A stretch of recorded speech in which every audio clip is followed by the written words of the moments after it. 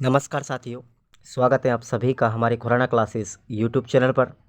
और आज की इस बूस्टर डोज के अंतर्गत हम बात करेंगे हमारे द्वितीय प्रश्न पत्र के अंदर जितने भी हमारे ऑब्जेक्टिव प्रश्न बनने लायक हैं थ्योरी में से, और जितने भी हमारे वन लाइनर क्वेश्चन हैं जो परीक्षा की दृष्टि से बहुत इंपॉर्टेंट हैं, उन सब की एक ही क्लास में हम चर्चा कर लेंगे 15 से 20 मिनट में। आप इस वीडियो को पूरा लास्ट तक देखना है, पूरा रिवीजन करना है। इसकी जो पीडीएफ की बात रहती है, इस बूस्टर डोज की पीडीएफ को मैं टेलीग्राम पर डाल दूंगा और टेलीग्राम का लिंक आपको डिस्क्रिप्शन बॉक्स में दिया गया है, वहाँ पर इसको ज्वाइन कर लेंगे। और अपने को जो 30 मॉडल पेपर हैं साथियों, हमारा जैसे पहला पेपर है बच्चे और बचपन का, उसके आपको 3 मॉडल पेपर हैं, तो टोटल 10 पेपरों के आपको 30 मॉडल पेपर आपके लिए खुराना क्लासेस ऐप आपको दिया गया है। उस पर आप लोग इसको ज्वाइन कर सकते हो।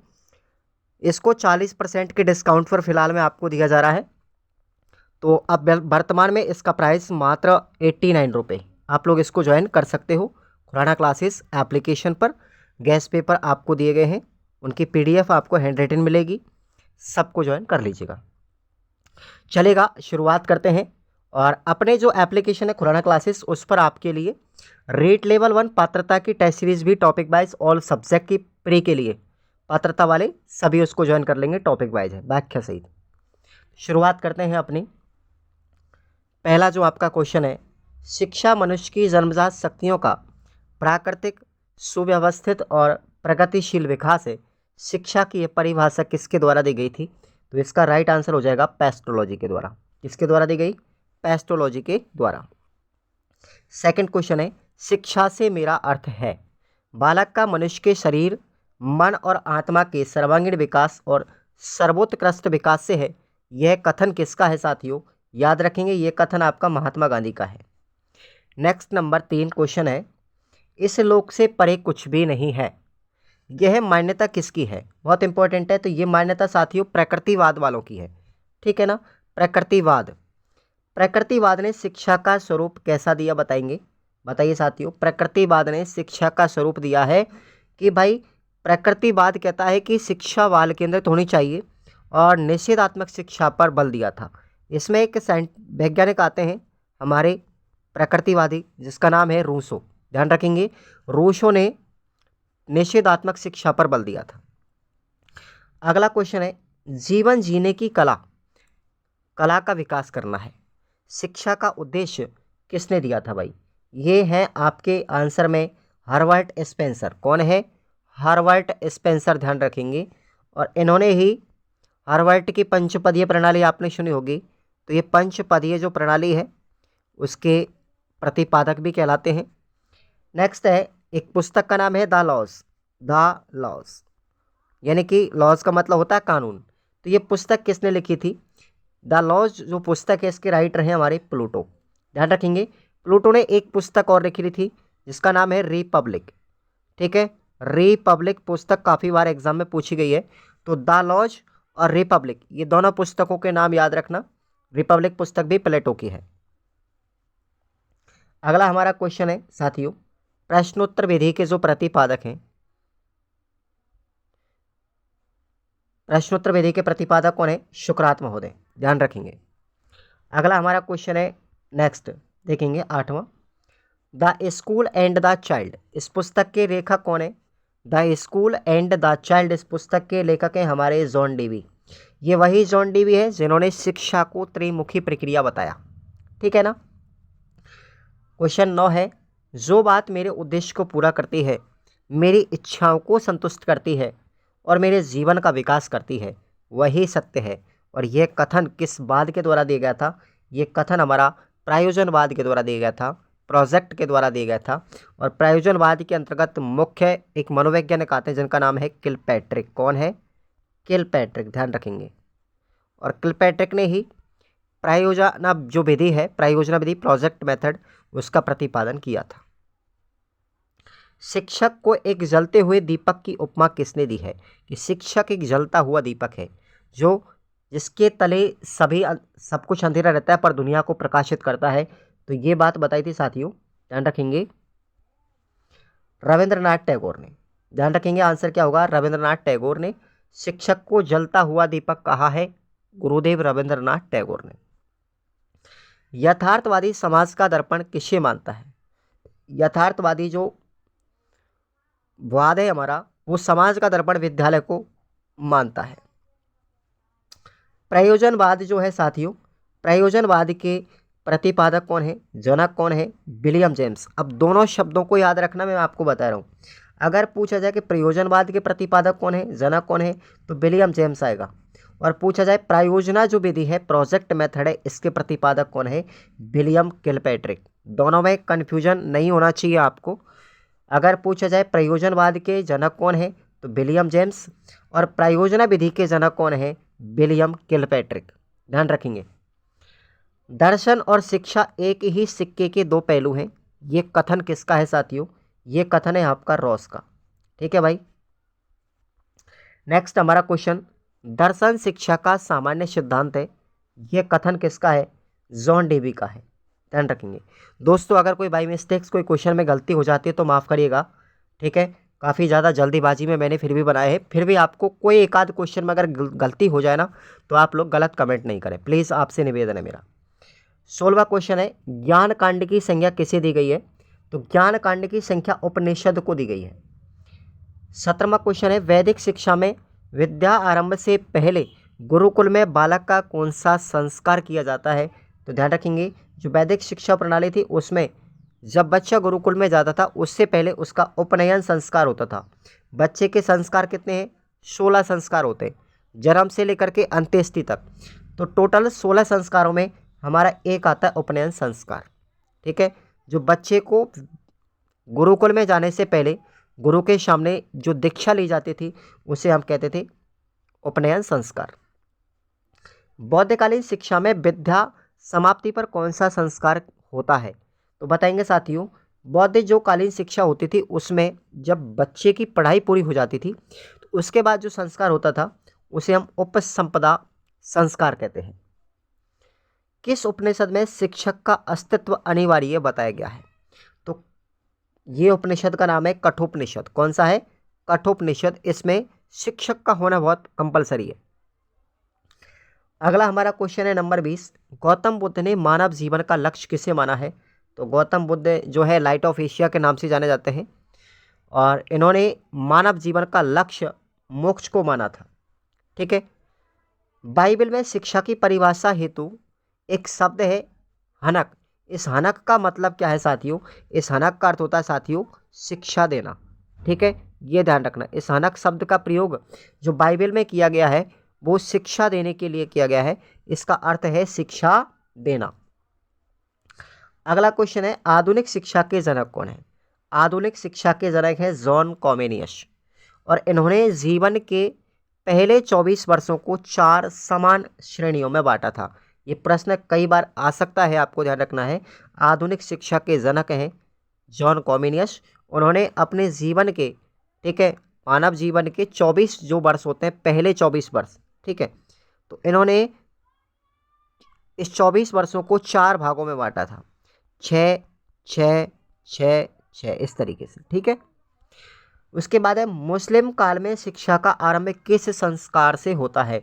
तो मुस्लिम जो हमारी परंपरा है, मुस्लिम विद्यारंभ जो होती है ना, वो हमारी बिस्मिल्लाह खानी संस्कार के द्वारा होती है।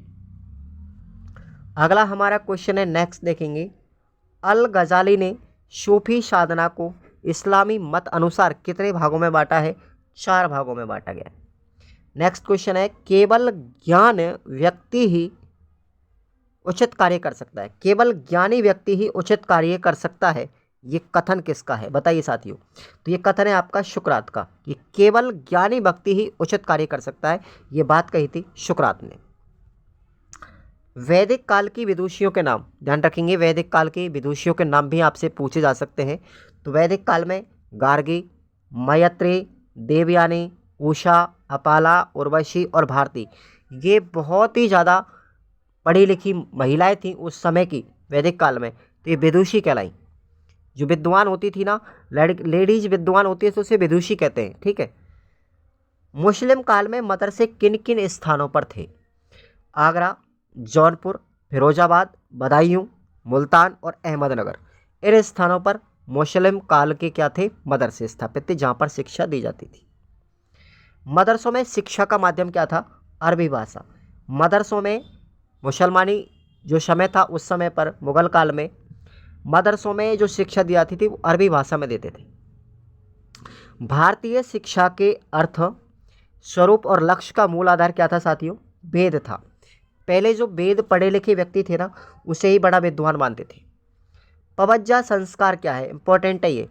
बौद्ध धर्म में प्रवेश के समय पर किए जाने वाला संस्कार उसे हम पवज्जा संस्कार कहते हैं। जैसे हम बौद्ध धर्म में एंट्री मारते हैं, बौद्ध धर्म की अगर हम दीक्षा ग्रहण करते हैं तो दीक्षा ग्रहण करने को हम क्या कहेंगे, पवज्जा संस्कार कहेंगे। बौद्ध धर्म में 4 आर्य सत्य कौन कौन से हैं, तो 4 आर्य सत्य, पहला है काम, दूसरा है अर्थ, तीसरा है काम और चौथा है मोक्ष। पहला धर्म, दूसरा अर्थ, तीसरा काम और चौथा है मोक्ष। ये 4 आर्य सत्य है बौद्ध धर्म के अंदर, याद रख लेना। नेक्स्ट हमारा क्वेश्चन आता है, समग्र शिक्षा के प्रवर्तक कौन थे, यानी इंटीग्रल जो शिक्षा है या समग्र शिक्षा है उसके प्रवर्तक कौन थे, उसके जनक है साथियों श्री अरविंद घोष। नाम याद रखना, अरविंद घोष है। अगला क्वेश्चन नंबर 33, विद्यालय आत्मबोध का आधार है। ये कथन किसका है साथियों, ये कथन है आपका फ्रॉबेल का। और ये फ्रॉबेल साहब वही हैं जिन्होंने बालोद्यान विधि का प्रतिपादन किया था, किंडरगार्टन पद्धति के जनक कहलाते हैं। और इन्होंने ये परिभाषा दी है कि विद्यालय आत्मबोधन का आधार है, फ्रॉबेल साहब। रविंद्रनाथ टैगोर के द्वारा स्थापित संस्थाएं कौन कौन सी हैं, तो देखेंगे विश्व भारती और शांति निकेतन। इस प्रश्न को हम और आगे थोड़ा सा डीपली पढ़ेंगे, इसके द्वारा कौन कौन सी संस्थाएं स्थापित की गई थी, विश्व भारती, शांति निकेतन, श्री निकेतन। ठीक है, एक श्री निकेतन भी है। ठीक है, श्री निकेतन किसका नाम है, विश्व भारती का नाम है। आगे बात करते हैं, पुस्तकों की अपेक्षा प्रत्यक्ष रूप से जीवित व्यक्ति को जानने का प्रयास करना ही सच्ची शिक्षा है। और यह कथन किसका है साथियों, यह कथन भी रविंद्रनाथ टैगोर का है। नेक्स्ट है, गांधी जी ने टैगोर को कौन सी उपाधि दी थी, तो गुरुदेव की दी थी। इनका नाम था रविंद्रनाथ टैगोर, बाद में इनको गुरुदेव रविंद्रनाथ टैगोर कहा जाने लगा। तो ये गुरुदेव जो शब्द है महात्मा गांधी ने दिया था। शिक्षा उस सन्निहित पूर्णता का प्रकाश है जो मनुष्य में पहले से ही विद्वान है। और यह परिभाषा किसके साथियों, स्वामी विवेकानंद की है। ध्यान रखेंगे, स्वामी विवेकानंद का जो जन्म दिवस है वो है 12 जनवरी को, और इनके जन्म दिवस को हम विश्व युवा दिवस के नाम से मनाते हैं। क्या मानते हैं, विश्व युवा दिवस के नाम से, ध्यान रखेंगे। अगला क्वेश्चन है, स्वामी विवेकानंद ने किस स्थान पर धर्मसभा में भाषण दिए थे, तो इन्होंने दिए थे अमेरिका के शिकागो। काफ़ी बार सुना होगा शिकागो सम्मेलन। अब आप लोग मुझे कमेंट करके बताएंगे कि शिकागो के अंतर्गत जो ये धर्म सम्मेलन हुआ था, ये जो शिकागो में धर्म सम्मेलन हुआ था ये किस वर्ष हुआ था। और बड़ी मज़ेदार बात है, इन्होंने विवेकानंद जी ने शून्य को लेकर के, मात्र एक शून्य शब्द को लेकर के इन्होंने लगातार 72 घंटे क्या दिए थे, भाषण दिए थे। और पूरा विश्व आश्चर्यचकित रह गया। रामकृष्ण मिशन की स्थापना कहाँ पर की गई थी, बेलूर के अंदर की गई। बेलूर मठ के नाम से जानते हैं उसे। और किसने की थी, विवेकानंद ने की थी। रामकृष्ण इनके गुरु का नाम था, ध्यान रखेंगे क्या था, ये गुरु थे रामकृष्ण परमहंस, और उन्हीं के नाम पर इन्होंने बेलूर मठ की स्थापना की थी, ध्यान रखना है। नेक्स्ट हमारा क्वेश्चन आता है, एकाग्रता शिक्षण की कुंजी है। एकाग्रता को शिक्षण विधि का आवश्यक आधार किसने माना है, तो ये विवेकानंद जी ने ही माना है। Shri Aurobindo International Centre of Education की स्थापना किसने की थी, तो ये की थी साथियों 1952 में मीरा अल्फसा। कितने की, मीरा अल्फसा ने की थी 1952 में। अब मुझे कमेंट करके बताएंगे कि मीरा अल्फसा किसकी शिष्या थी, कमेंट करके बताओ जल्दी से, मीरा अल्फसा किसकी शिष्या थी। ठीक है, इनके गुरु का नाम क्या था। 42वां क्वेश्चन है, जे कृष्णमूर्ति के द्वारा लिखित पुस्तकें कौन कौन सी हैं। जे कृष्णमूर्ति के द्वारा लिखित पुस्तकें 3 हैं साथियों, अगर पूछा जाए तो तीनों याद रखना। एजुकेशन ऑफ द सिग्निफिकेंस ये 1953 में लिखी, ऑन एजुकेशन 1974 में लिखी, और बिगिनिंग्स ऑफ लर्निंग ये 1978 में लिखी। एक ही जगह पर कॉन्सेप्ट बता रहा हूँ मैं आपको, अगला क्वेश्चन है 43, बालक में बुराइयां समाज से आती हैं, ये कथन किसका है? ये कथन साथियों रूसो का है। नेक्स्ट देखेंगे, मनुष्य स्वतंत्र पैदा होता है, संसार उसे जंजीरों में जकड़ लेता है, और यह कथन किसका है? यह कथन भी रूसो का है। और याद रखना मजेदार बात है, रूसो ने किस प्रकार की शिक्षा का समर्थन किया? निषेधात्मक शिक्षा का समर्थन किया। यह प्रश्न भी बहुत इंपॉर्टेंट है। उन्मुक्त बाल शिक्षा की अवधारणा किसने दी? ये उन्मुक्त बाल शिक्षा की अवधारणा भी रूसो के द्वारा ही दी गई थी। ध्यान रखना भाई, रूसो इंपॉर्टेंट है। अगला हमारा क्वेश्चन आता है 47, शिक्षा दर्शन की उपज है, ये विचार किसका है? ये विचार भाई जॉन डीवी का है। विद्यालय डिब्बा बंद सूचनाएं भेजते हैं, यह कथन किसका है? विद्यालय जो होता है वो डिब्बा बंद सूचना भेजता है, ये कथन है साथियों इवान इलिच का। इन्होंने विद्यालय व्यवस्था को पूर्ण रूप से समाप्त करने की अवधारणा सबसे पहले प्रस्तुत की थी। नेक्स्ट हमारा क्वेश्चन है 49, डी स्कूलिंग सोसाइटी जो पुस्तक है इसके राइटर कौन है? इवान इलिच है। और ध्यान रखना इवान इलिच जो है ये भारतीय अर्थशास्त्री कुमारप्पा से सबसे ज़्यादा प्रभावित थे। कौन थे वो? इसके गुरु कौन थे? कुमारप्पा। समझ लीजिएगा इसके गुरु थे जो सबसे ज़्यादा प्रेरित थे इनसे ये।